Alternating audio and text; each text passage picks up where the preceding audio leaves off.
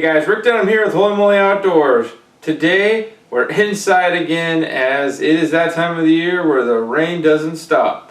It is the week of Thanksgiving, and typically this is the transition time to start thinking late runs of coho, chum salmon are in the mix, and steelhead is just around the corner, which I cannot wait for. But with that being the case, it's a great opportunity to still get out in the water and catch some awesome fish. So as we're talking the transition right now, we're going to focus on chum salmon, because really we're going to find a lot more chum salmon around now than the coho, because the coho pretty much are done. So for chum salmon, one of my favorite ways to fish for them is a float. Like I've said in a lot of my other videos, I just love watching that bobber go down. So for that being the case, I'm going to stick to a little bit more of a standard setup. It's very simple, and anyone can really go out and catch a chum salmon. Really, if you have the right conditions, you can do really well, and it's simplistic. So we'll break it down today on just what you'll need to go out and catch some chum salmon for float fishing. So rod setup. Typically you can use any kind of rod. 8/6 to 10 foot is the ideal. I like to just vary my rod length based upon how much shore access I know I have. Some rivers you're right up against the trees, and so that really long rod, while it may help mend, you don't have a lot of casting room with it, so that 8/6 rod does the job. Typically you want to have something that's got braided line on it to keep your ability to mend the float and make it really easy to fish effectively throughout a run. So what I like to do is I like to run in this situation a lot of the time is a little bit heavier. This happens to be the 12 to 20 Velocity Salmon Extreme series there, and I've really come to like this rod, as you've seen, and it caught a lot of fish.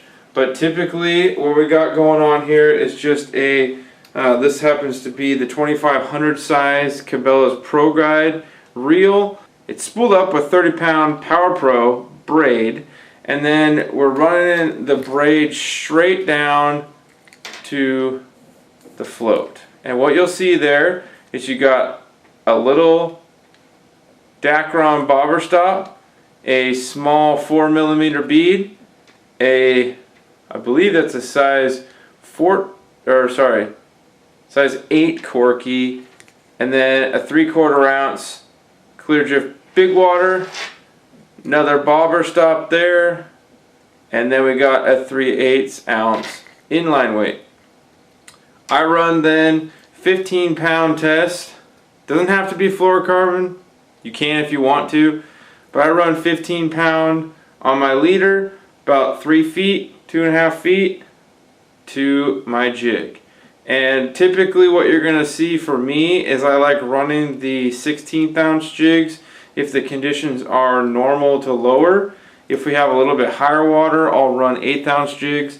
It just really all depends on your conditions for the type of weight jig you throw. Chum are not particular in their colors, however they have a preference to a little bit.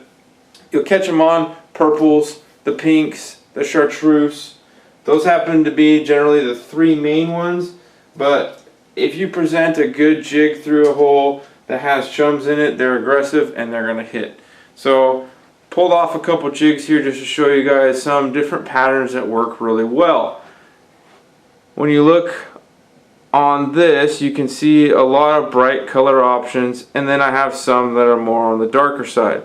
Like this one here is a very successful one for chum. It happens to be a purple schalapin with a little bit of yellow hackle as the tail, and then 2 red beads in the front. And one of the best things that chum like, if you can happen to tip your jigs with a little bit of shrimp, it could be sand shrimp, it could be just a prawn, you will do very well as far as your bite increase with just a little bit of scent and bait on your jig. So chum salmon, where are you going to find them? In the river. Just like any other salmon, chums are a little bit lazy. So wherever you have a soft seam off the main current, you're going to end up finding chums laying right on the edge of that.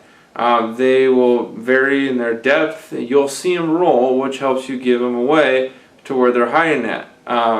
Happened to be a few years ago, a buddy of mine and I went exploring to find some early winter steelhead and stumbled across a huge pod of chums.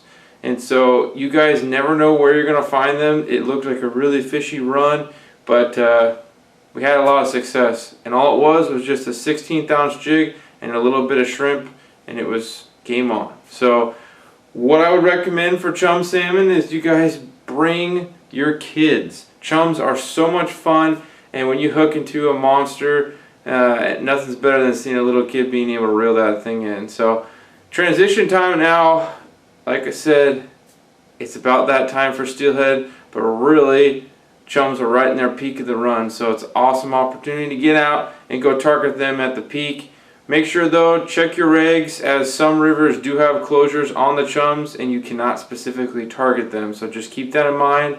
But there's a lot of rivers down south in Washington that have huge numbers of fish and are open until the next month. So keep that in mind, but a lot of fun. So hope you guys can go out there and enjoy some chum salmon fishing. And I know I can't wait to get out once this water drops back down. So thanks again, guys. Rick Denham with Holy Moly Outdoors signing off. Take care and fish on. And one more thing before we get really going, I just want to share that all of the products that I showed you guys here will be linked in the video below. And if you really want to watch that chum salmon slaying action that we had a couple years back, click the link up here and you will see it. So thanks again, guys. Really appreciate it. Subscribe to my channel and see a whole lot more coming up soon. I cannot wait to tell you guys what's about to come. So thanks for watching. Fish on!